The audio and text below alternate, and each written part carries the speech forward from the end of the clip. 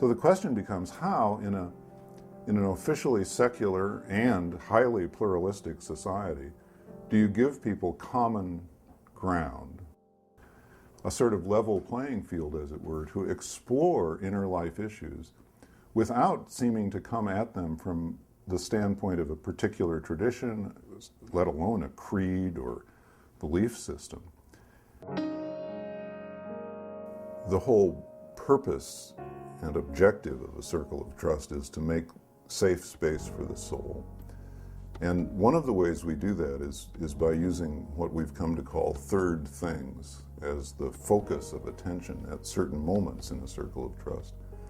And by third thing, what I mean is that we now have a presence in the room which is other than the facilitator or one of the participants.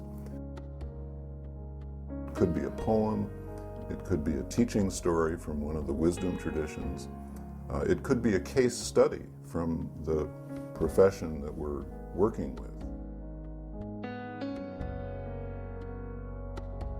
It might be a piece of music or a piece of art, but the point is to invite the group to interact with this third thing as they would with a living being, to get in dialogue with it, to get inside it and to let it get inside of them, and to let it evoke from them whatever it is that the soul wants to say.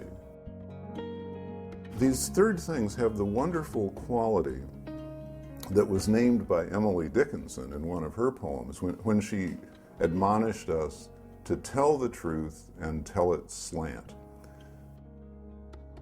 You can talk about the poem and its journey, its depiction of a journey toward selfhood, and say a lot of things about yourself without attaching your own name to it.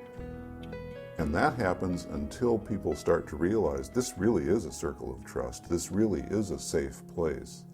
And now I can attach my name to some of what I'm saying, mediated by the gracious, hospitable power of these third things, which become for us like another person in the room, a welcoming, inviting, evocative person with whom we're in dialogue and with whom we're learning.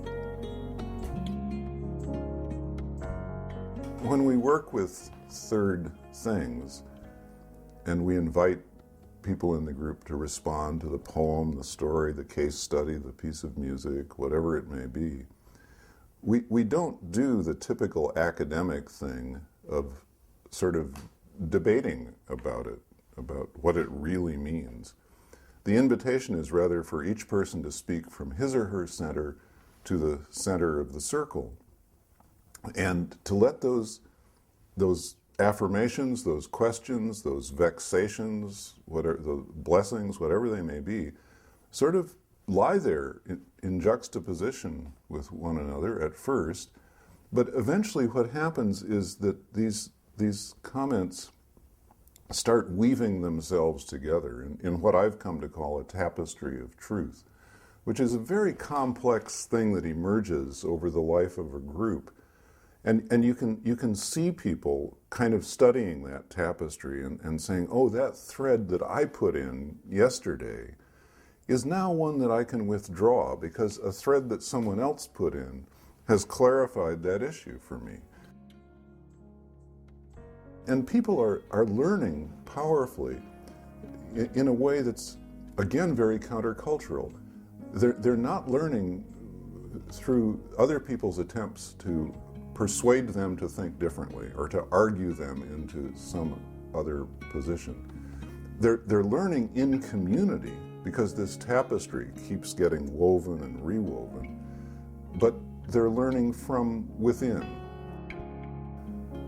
The sense of community is palpable, and the sense of people being in touch with their own inner truth is palpable as well.